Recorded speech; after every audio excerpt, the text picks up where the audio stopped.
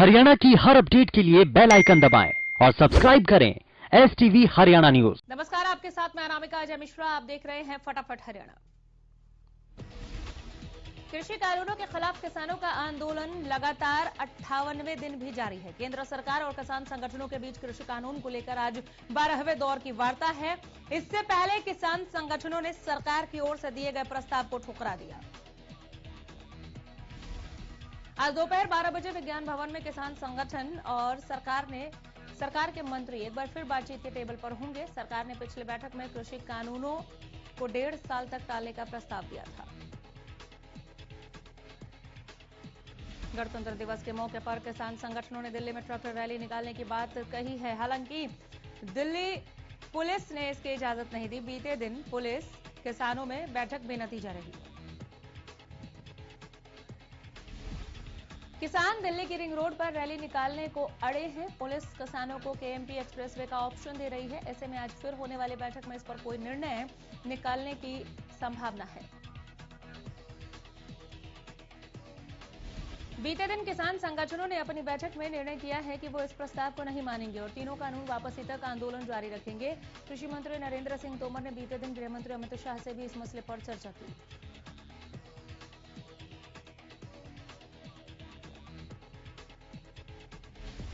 किसान आंदोलन के चलते हरियाणा पुलिस कर्मियों की छुट्टियां रद्द कर दी गई हैं। किसानों ने 26 जनवरी को ट्रैक्टर परेड निकालने का ऐलान किया है, जिसके मद्देनजर पुलिस प्रशासन पूरी तरह से मुस्तैद नजर आ रहा है।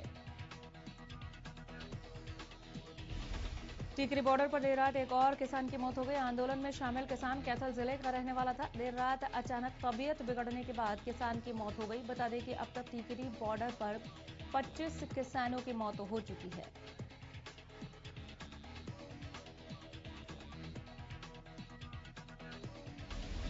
अंबाला शंभू टोल प्लाजा पर एक रिक्शा चालक पूरे देश का भ्रमण करके किसान आंदोलन का समर्थन करने पहुंचा। ये रिक्शा चालक दूसरी पास है, लेकिन इसके हौसले इतने बुलंद है कि इसने अभी तक 3 किताबें लिख दी हैं। ये रिक्शा चालक शहीदों का पूरा इतिहास जानता है। किसान मूवमेंट के बारे में लोगों की क्या राय है, ये जानने के लिए रिक्शा चालक ने पूरे देश का भ्रमण किया और फिर किसानों का समर्थन करने के लिए आंदोलन में शामिल हुआ है। शंभू बॉर्डर टोल प्लाजा पर पहुंचे रिक्शा चालक और लेखक विजय शर्मा का किसानों ने जोरदार स्वागत किया है। साथ ही उनके इस हौसले को सलाम भी किया।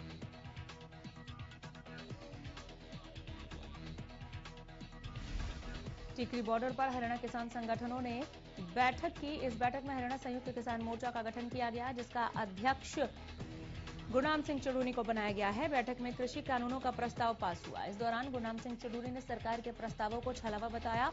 ट्रैक्टर परेड टालने के लिए प्रस्ताव लाए। कृषि कानूनों को रद्द करने की मांग को लेकर किसान बॉर्डर पर डटे हुए हैं। इसी बीच किसानों को चौतरफा समर्थन मिल रहा है।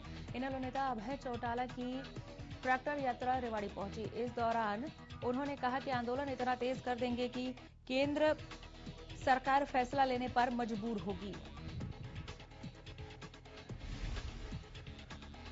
26 जनवरी को ट्रैक्टर यात्रा में शामिल होने के सवाल पर उन्होंने कहा कि जहां भी मेरी ड्यूटी लगेगी पीछे नहीं हटूंगा। वहीं उन्होंने बीजेपी सरकार को लुटेरों का गिरोह बताया और कहा कि जुगाड़ की ये सरकार ज्यादा दिन चलने वाली नहीं है। इनेलो नेता चौधरी अभय चौटाला ने किसानों को सरकार की तरफ से दिए गए नए प्रस्ताव पर निशाना साधते हुए कहा कि कल सरकार ने बैकफुट पर आने का काम किया। सरकार को 26 जनवरी से पहले किसानों की मांगों को मानना चाहिए।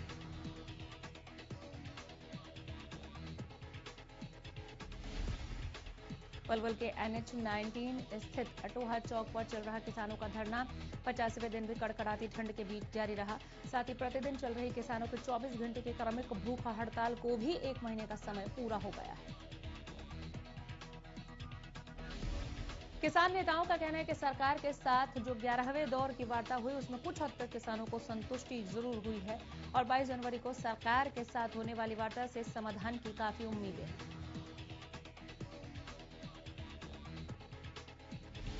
कथल में गुरुवार को युवा किसानों ने ट्रैक्टर मार्च निकाला। इस दौरान उन्होंने कहा कि किसान आंदोलन अब जन आंदोलन बन चुका है। यह मार्च शहर के लोगों को जगाने और एक तरह का जागृति मार्च है, ताकि लोगों को अन्नदाता के प्रति जगाया जा सके।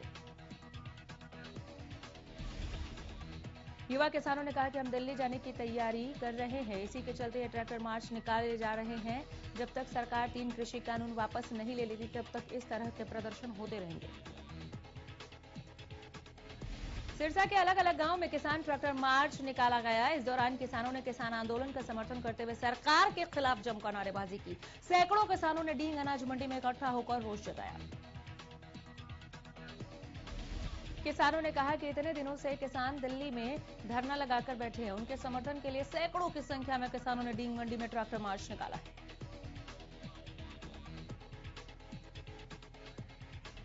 22 जनवरी को सरकार और किसानों के बीच 12वें दौर की बैठक होगी। वहीं दूसरी तरफ किसानों ने 26 जनवरी की तैयारियां पूरी कर ली हैं। ट्रैक्टरों पर तिरंगा झंडा लगाकर ढासा बॉर्डर पहुंचे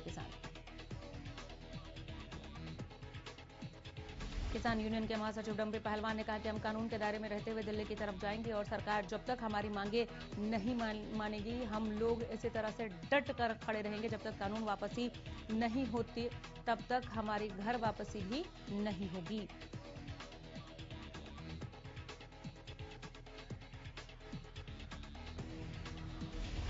मुख्यमंत्री मनोहर लाल ने गुरुवार को चंडीगढ़ में हाउसिंग फॉर ऑल के संबंध में आयोजित बैठक की अध्यक्षता की।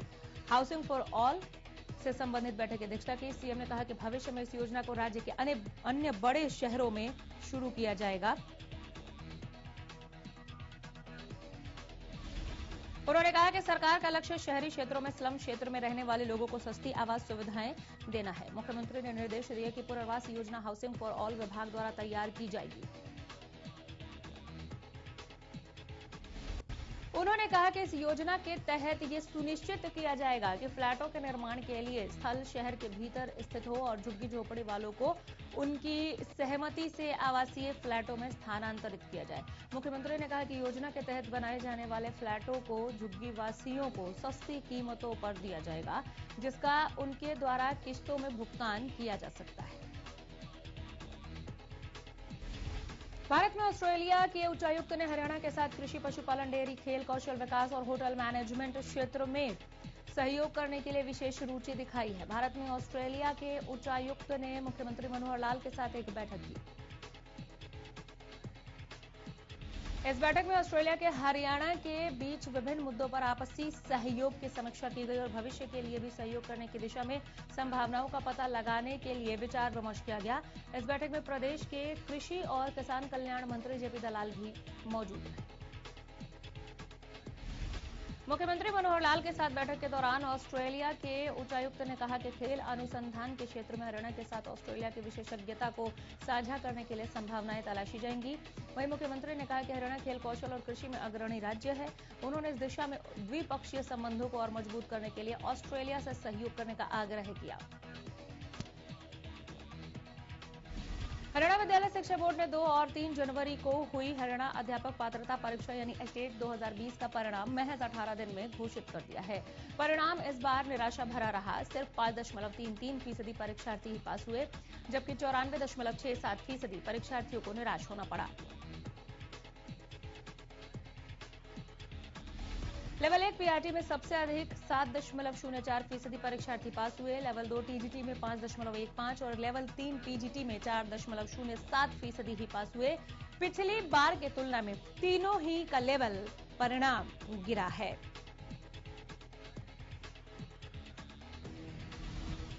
Board chairman doctor Jagbir Singh ने परिणाम की घोषणा करते हुए बताया कि महज 18 दिनों में परिणाम घोषित कर दिया है। परिणाम की तुलना पिछले वर्ष की तुलना में थोड़ा कम है। इसकी कई वजहें हो सकती हैं।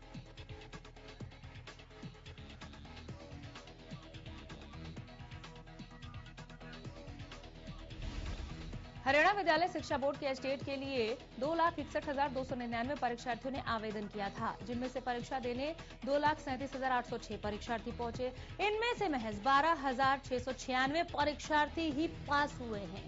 पुरुष का जो पास प्रतिशत है वो 9 है और महिला 6.14% रहा। अंबाला में टांगरी नदी के बांध के पास निर्माणाधीन मकान का लेंटर गिरने से एक मजदूर की मौत हो गई। बताया जा रहा है कि हादसा उस वक्त हुआ जब तीनों मजदूर काम कर रहे थे। घायल मजदूर का कहना है कि वो अपने साथियों के साथ काम कर रहा था, तभी मकान का लेंटर गिर गया। लेंटर गिरने से 3 मजदूर मलबे में दब गए। तीनों मजदूरों को अंबाला छावनी अस्पताल में भर्ती करवाया गया, जहां एक मजदूर की इलाज के दौरान ही मौत हो गई। बहरहाल पुलिस ने ठेकेदार के खिलाफ मामला दर्ज करते हुए जांच शुरू कर दी है।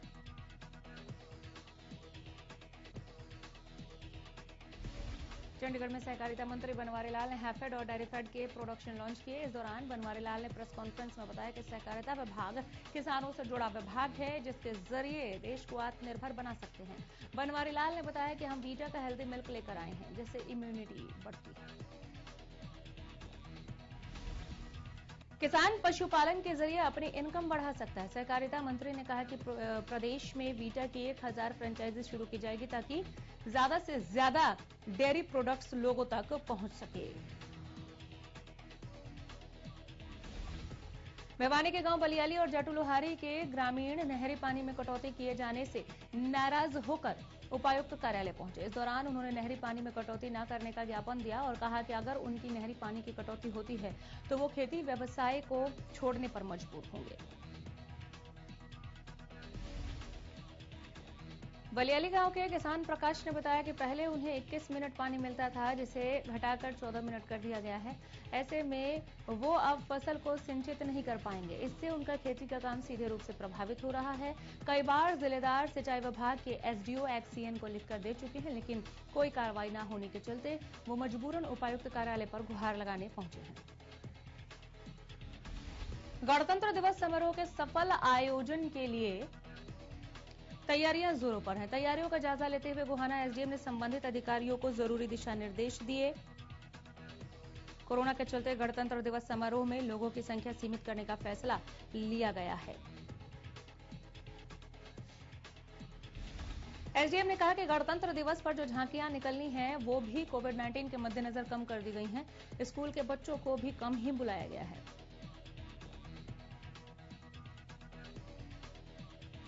सरकार द्वारा 60 साल से ज्यादा आयु वाले बुजुर्गों के लिए 2220 रुपए सम्मान भत्ता के रूप में दिए जाते हैं, लेकिन ये सम्मान भत्ता लेने के लिए बुजुर्गों को परेशानियों का सामना करना पड़ रहा है।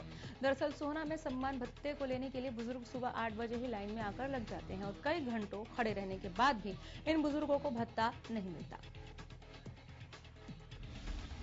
इस दौरान कई बुजुर्ग तो कमजोरी और वृद्ध होने के कारण गिर भी जाते हैं। पूरे मामले को लेकर पोस्ट मास्टर कमरुद्दीन ने बताया कि सोहना पोस्ट ऑफिस में करीब 4000 बुजुर्ग भत्ता लेने के लिए आते हैं। जैसे ही भत्ता बांटना शुरू किया जाता है, शुरू के 5 दिन बुजुर्गों की भारी भीड़ रहती है। सिरसा के गांव भंभूर के ग्रामीणों ने लघु सचिवालय के सामने विरोध प्रदर्शन किया। इस दौरान बड़ी संख्या में महिलाएं भी शामिल रहीं।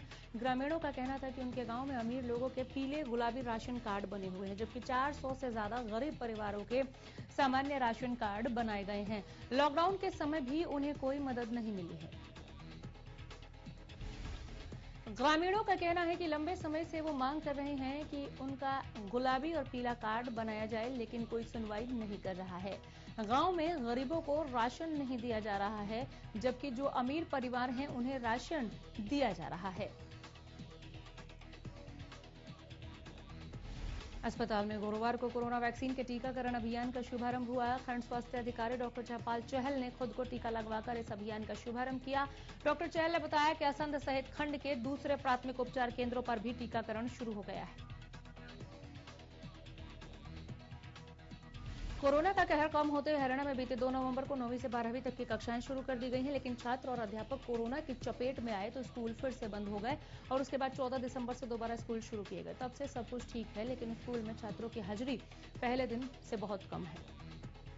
अम्बाला के स्कूलों में हाजिरी प्रतिशत मात्र 40% है, जो शिक्षा विभाग के लिए चिंता का विषय है। अम्बाला के प्रेमनगर स्थित सरकारी स्कूल के प्रिंसिपल रामचंद्र शर्मा का कहना है कि उनके स्कूल में औसतन 20% बच्चे ही स्कूल आ रहे हैं। 15 दिन पहले एक बच्चे के कोरोना पॉजिटिव आने के बाद स्कूल में बच्चों की संख्या घट गई है।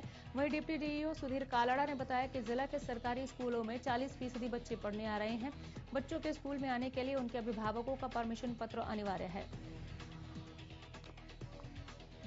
कैथल में पुलिस की तरफ से किए जा रहे चालान के विरोध में केमिस्ट दुकानदारों ने मोर्चा खोल दिया। दुकानदारों का कहना है कि प्रशासन की तरफ से लोगों को सड़कों पर तो कोई सुविधा नहीं दी जा रही, लेकिन चालान के बहाने परेशान किया जा रहा है। अगर कोई सामान लेने पहुंचता है तो उनके हाथों में चालान थमा दिया जाता है। गौवंश के चलते सड़कों पर रोज हादसे हो रहे हैं। प्रशासन इस दिशा में कोई कदम नहीं उठाता, लेकिन चालान काटने में पीछे नहीं हटते। गौरतलब है कि पुलिस की टीम शहर के चौक पर तो तैनात हर वक्त रहती है। अब संकरी गलियों और मोहल्लों में भी पुलिस चालान काटने में जुटे हैं। प्रदेश में कोरोना के आंकड़ों में लगातार गिरावट दर्ज की जा रही है। बीते 24 घंटे में 133 नए मरीजों की पुष्टि की गई। गुरुग्राम में 39 और फरीदाबाद में 15 नए मामले सामने आए। इसी के साथ पंचकुला में 20 और यमुनानगर में 9 केस सामने आए हैं। प्रदेश में 24 घंटे में 3 लोगों की मौत के मामले सामने आए। इसी के साथ अब तक कुल 3000 कोरोना मरीजों की मौत के मामले सामने आ चुके हैं। इसी के साथ हरियाणा में कुल 2,66,819 केस अब तक सामने आए। वहीं एक दिन में 185 मरीजों ने कोरोना को मात दी।